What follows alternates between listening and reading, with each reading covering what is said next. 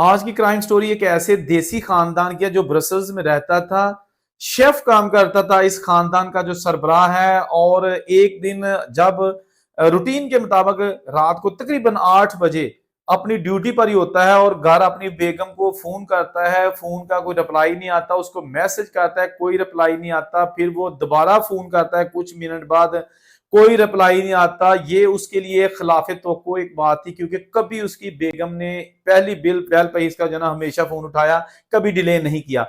तो ये थोड़ा सा शकूक शबात में मुब्तला हो गया। और उसके बाद इसने जो है ना वो कुछ आधे घंटे बाद दोबारा कॉल की तो कॉल आंसर नहीं की जा सकी। ये रात को तकरीबन 10 साढ़े 10 बजे अपनी शेफ की जॉब खत्म करके घर जाता था, लेकिन इस रोज ये रात को 8:30 बजे जल्दी शिफ्ट खत्म करके जल्दी जल्दी जब घर पहुंचा, लाइट सारी ऑफ थी। और जब इसने दरवाजा खोला, बाहर से चाबी इसके पास थी, तो अंदर उसने एक ऐसा माहौल देखा कि जिसको देखकर पूरा बेल्जियम यकीन कांप उठा होगा।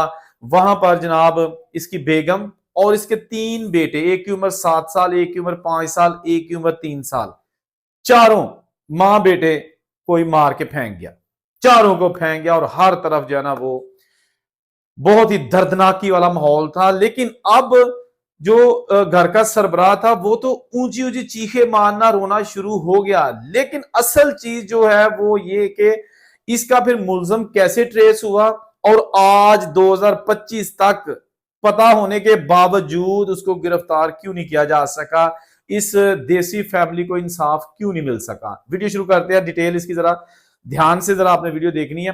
अच्छा, ये जनाब वाकया है तकरीबन 2 अगस्त 2012 का, ठीक है ना। 2012 का वाकया है, 2025 आ गया, मुल्जम पता है कहां पे है, लेकिन उसको हाथ कोई नहीं डाला।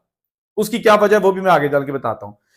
2012 अगस्त को जसवीर सिंह नामी एक सिख आदमी जो कि अरसा दराज से बेल्जियम में मुकीम था, और 2007 में वो अपनी बेगम को भी जो है ना बेल्जियम में बुला लेता है। उसकी बेगम उसके साथ रहना शुरू कर देती है। 5 साल उसकी बेगम को अपने हस्बैंड के साथ रहते हुए हो जाते हैं। और अब जनाब 2012 आ जाता है। 2012 को एक ऐसी शाम, जैसा मैंने पहले कहा है कि इसको कोई मार के तो फरार हो जाता है। पुलिस जो है ना वहां पे पहुंच जाती है, लेकिन पुलिस का शक जो है ना वो जाता है किसका, जो हस्बैंड है लड़की का, जिसका नाम राजवीर कौर, उम्र उसकी तकरीबन 32-33 साल। तो पुलिस का शक होता है कि इसके हस्बैंड ने इन सब को खत्म कर दिया है। रीजन तो बाद में पता चलेगी ना। तो उन्होंने फौरी तौर पर इसके हस्बैंड को शाम ने तफ्तीश कर लिया, इंटरव्यू किया, इन्वेस्टिगेशन की, सारा कुछ किया। लेकिन पुलिस को कोई रत्ती बार शक ना हो सका कि ये सारी जो एक वारदात हुई है, ये इसके हस्बैंड यानी कि लड़की जो मर गई है उसके हस्बैंड की जानिब से की गई होगी या करवाई गई होगी, क्योंकि बड़े ही मुनज्जम तरीके के साथ ये वारदात की गई थी। उसके बाद ये होता है कि पुलिस जो है ना वो इसकी जो है ना वो इन्वेस्टिगेशन का दायरा वसी करती है। फिर पुलिस को जो है ना वो एक दिन आता है कि क्यों ना हम इसके रेस्टोरेंट में जाके इसके स्टाफ के इंटरव्यूज करें। वो रेस्टोरेंट में जाती है जहां ये नौ आदमी जो है काम करता है, जसवीर सिंह। और वहां जाके तमाम लोगों से इंटरव्यूज किए जाते हैं, खा वो वेटर हैं खा वो शेफ हैं। लेकिन एक बंदे का इंटरव्यू मिस हो जाता है। उस लड़के का नाम है खुर्शीद आलम, उसका ताल्लुक बांग्लादेश से, और उम्र उसकी तकरीबन 32-34 साल थी। वो वहां पर किचन हैंड की जॉब करता था, हेल्पर था। तो वो उस दिन वहां पे मौजूद नहीं था। जब मालिक से पूछा गया तो उन्होंने कहा जी कि 2-3 दिन से खुर्शीद आलम जॉब पे नहीं आ रहा, और वैसे भी ये जो वारदात हुई थी इसको 2-3 दिन हो चुके थे। तो जिस दिन सारी फैमिली को मारा गया है उस दिन के बाद से ये टोटल गायब था ये लड़का। और इसके साथ ही इसने कभी मालिक को भी नहीं बताया कि अब मैंने काम पे नहीं आना। पुलिस को थोड़ा सा शक हो गया, उन्होंने उसकी तफसीलात हासिल की, जो भी सीवी थी उसके पास। बेसिकली खुर्शीद आलम एक इलीगल इमिग्रेंट था, और ये जो शेफ था ऑफकोर्स इसके डॉक्यूमेंट्स बने हुए थे, इसलिए ये फैमिली लेके आया था। और बाद में पता चला कि खुर्शीद आलम और ये जो शेफ था इनकी आपस में काफी टसल चल रही थी, जिसकी रीजन ये बताई गई कि खुर्शीद आलम ने अपने जो डॉक्यूमेंट्स परमानेंट रेजिडेंसी के लिए जो भी केस अप्लाई किया था तो उसका रिजेक्ट हो गया था। और उसको शक था कि ये जो मेरे साथ शेफ काम करता है जसवीर सिंह, इसने मेरा केस जो है ना वो कोई शिकायत लगा दी होगी मेरे केस के हवाले से, और मेरा केस इतना मजबूत था, रिजेक्ट हो गया था। अब ये किस हद तक ये बात दुरुस्त है या गलत है, लेकिन जो स्टाफ उन्होंने कहा कि इनके आपस में काफी जो है ना वो टसल चल रही थी जॉब पे, तो इसलिए हमें नहीं पता कि अब उसने इस तरह का कदम उठा लिया है। उसके बाद मजीद पुलिस को जो है ना वो प्रूफ चाहिए थे, तो उसका एक हमसाया जो कि गोरा था, लेकिन वो जानता था इसको, खुर्शीद आलम का जानने वाला लड़का था। तो खुर्शीद आलम ने ये जो वारदात की है ना, इसके अगले दिन ही उसको फोन किया और कहा कि यार हमें पता चला है कि आपके पड़ोस में कुछ लोगों का जो है ना को मार दिया गया है, तो क्या सारे मर गए हैं, कोई जिंदा है, मुझे इन्फॉर्मेशन दो। तो उस बंदे ने, जो भी उसके पास इन्फॉर्मेशन थी, उसे क्या पता था, उसने कहा जी कि जानने वाला लड़का है खुर्शीद, वो मुझसे पूछ रहा है। तो उसने उसको इन्फॉर्मेशन दी, लेकिन बाद में पुलिस को उसने बता दिया कि भाई इस तरह उसने मुझसे ये चीजें पूछी थी। तो यही रीजन हो सकती है ना कि वो इन्फॉर्मेशन ले रहा था कि जो मैं काम डाल के आ गया हूं, अब उसका क्या हुआ है। इसी तरह का एक फोन कॉल उसने किसी और बंदे को भी की, और ये दोनों भी उसके पास, पुलिस के पास एविडेंस आ गए। पुलिस ने जब काफी चीजें इकट्ठी कर ली, इस तरह के शवाहद, और सबसे बड़ा जो शवाहद मिला वो था वहां पर जो छुरा मिला था, जिसके साथ सबको जो है ना वो मारा गया था। उसके ऊपर जो डीएनए लिया गया ना, उसके ऊपर एक ऐसा स्पॉट भी मिला जिसका डीएनए इस खुर्शीद आलम बांग्लादेशी आदमी के साथ मिलता था। उस सबूत के साथ ही पुलिस ने इश्तहारा छपाने शुरू कर दिए मोस्ट वांटेड के, और सारी डिटेल शेयर कर दी कि ये बंदा जो है जिसने ये 4 सिख फैमिली के अफराद को मार दिया है, ये चाहिए। लेकिन पुलिस ने जब थोड़ा सा इसको सर्च करने की कोशिश की, तो वो पता चला कि जनाब ये बंदा उसके कोई 1 हफ्ते के अंदर अंदर ही बांग्लादेश जा चुका है, छोड़ चुका है वो बेल्जियम।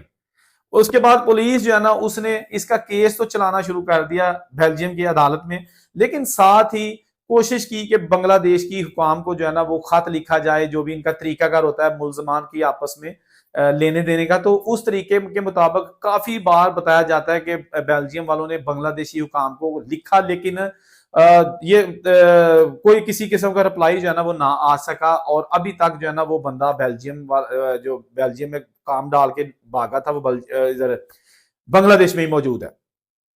उसके बाद ये होता है कि ये जो खास तौर पे इसमें एक टेक्निकल वजह भी है कि बेल्जियम और बांग्लादेश का कुछ ज्यादा आपस में मुल्जमान की लेन देन का मुआहदा भी नहीं है, जिसकी वजह से ये काम डिले होता गया।